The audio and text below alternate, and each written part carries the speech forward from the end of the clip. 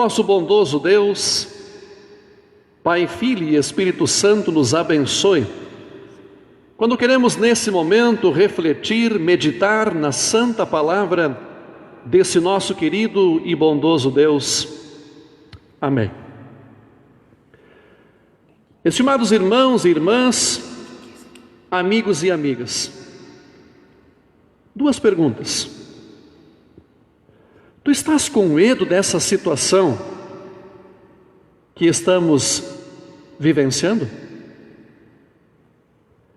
E outra pergunta: tu tens medo da morte? A realidade dos últimos dias tem mostrado que a maioria das pessoas está com medo.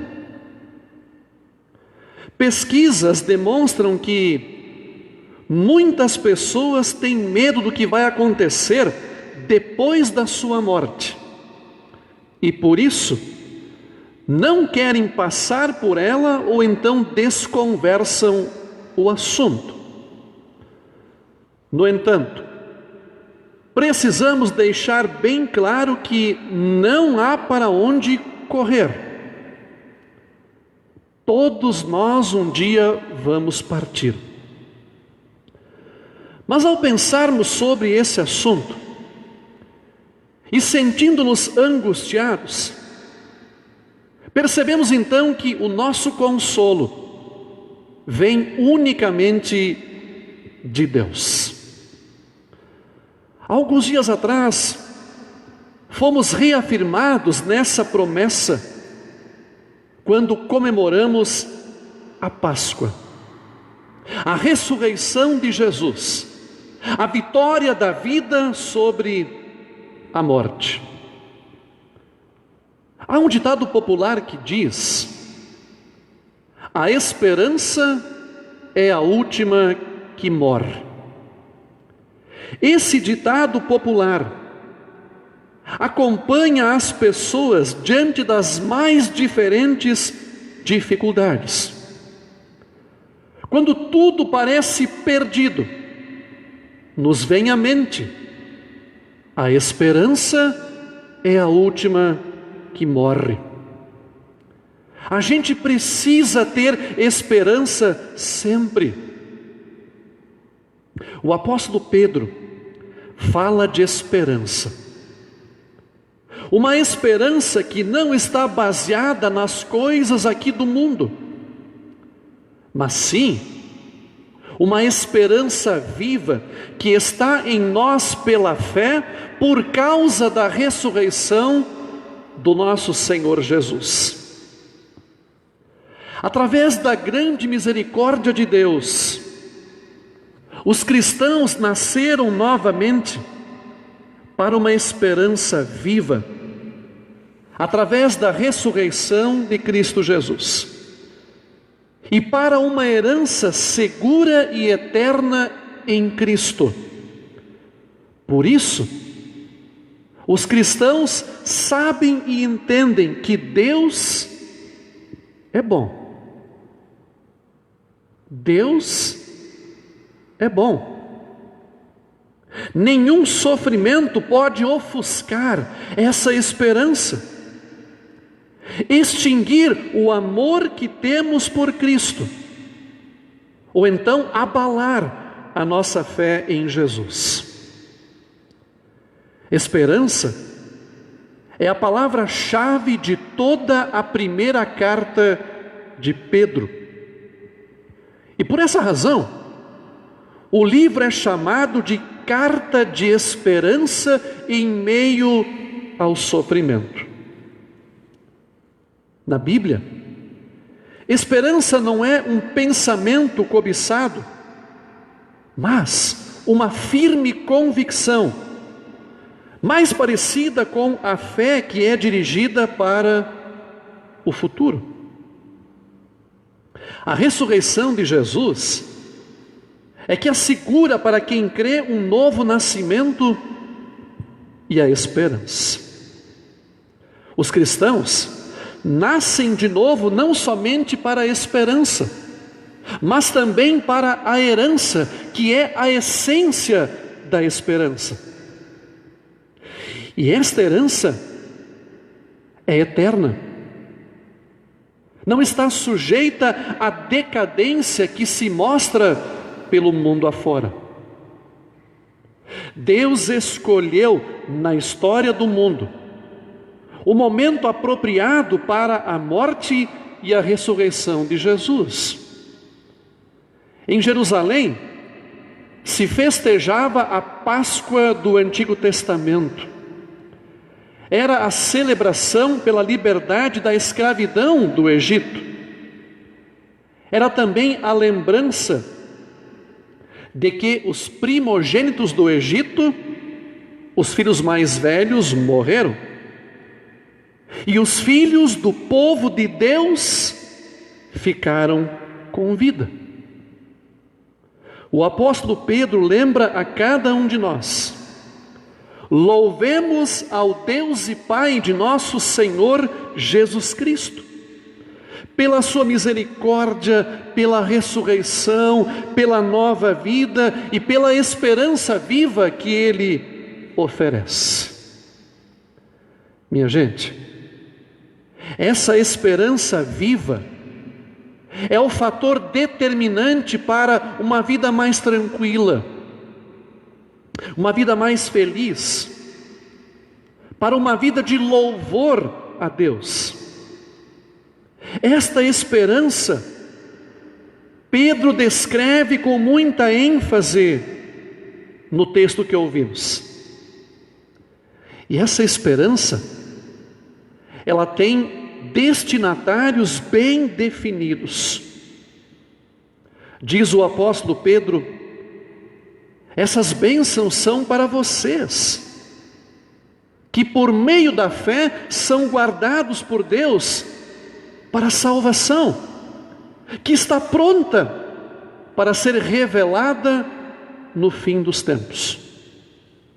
Ora, se nós somos os destinatários das bênçãos divinas, se a nossa salvação está pronta, se Cristo nos dá gratuitamente o perdão e a vida eterna, então louvemos ao Deus e Pai de nosso Senhor Jesus Cristo. Afinal de contas, a nossa dívida ou culpa pelo pecado está anulada. Deus nos adotou novamente como filhos e filhas.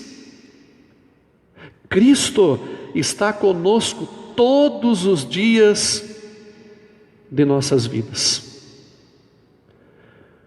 Como podemos crer nessa esperança e louvar a Deus, se nos encontramos em meio a tantas dificuldades, aflições e provações?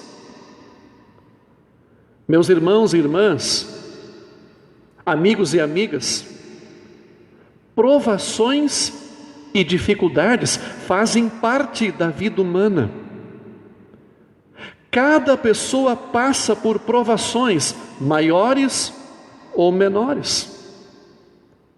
Também nós cristãos não andamos livres de provações. E elas se manifestam de várias maneiras, de várias formas. E aí vem uma pergunta bem importante: para que servem as preocupações e dificuldades? E a resposta então, meus irmãos, está no texto. Essas provações são para mostrar que a fé que vocês têm é verdadeira. E Pedro ilustra essa questão comparando com o processo de purificação do ouro. O ouro, quando é encontrado na natureza, é uma pedra sem brilho, misturado com outros metais.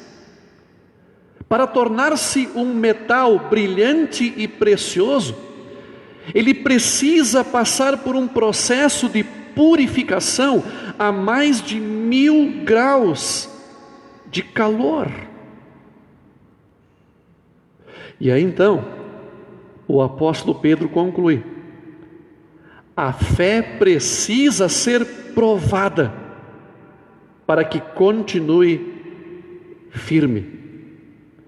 Portanto, as provações e dificuldades nunca devem ser entendidas como castigo, mas como um processo de ensino do nosso Deus. E assim, em meio a provações e dificuldades, crescemos na fé, louvamos a Deus pela sua imensa e eterna misericórdia. E agora, nos fazemos mais uma pergunta: como podemos crer na esperança do céu e crescer no louvor a Deus se nós nunca ouvimos, nunca o enxergamos? Pois é, no texto do Evangelho, o discípulo Tomé disse que só iria crer no Senhor ressuscitado se pudesse vê-lo e tocar as suas feridas. Jesus atendeu ao desejo de Tomé, mostrou-se vivo a Tomé, e depois, numa visão profética que vale para nós hoje, Jesus disse: felizes são os que não viram, mas mesmo assim creram. Felizes os que não viram, mas mesmo assim creram. Portanto, a nossa esperança não é um consolo vazio. A nossa alegria não é uma ilusão, mas é o resultado da fé em Jesus, que foi colocada em nós pelo poder do Espírito Santo. Por isso, louvemos a Deus. Louvemos a Deus porque Jesus fez tudo em nosso lugar. Louvemos a Deus porque Jesus venceu a morte,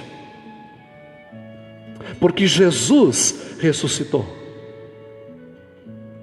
e Deus aceitou o pagamento pela culpa do nosso pecado.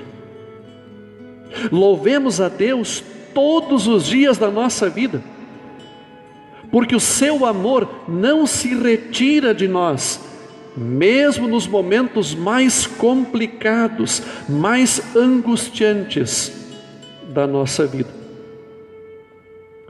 O texto diz ainda: vocês o amam, mesmo sem o terem visto, e creem nele, mesmo que não o estejam vendo agora. Assim, vocês se alegram com uma alegria tão grande e gloriosa, que as palavras não podem descrever. Nós amamos a Deus, nós amamos a Jesus, apesar de não o vermos. Nós cremos, e por isso uma alegria indescritível invade o nosso coração e nos enche de esperança, uma esperança viva.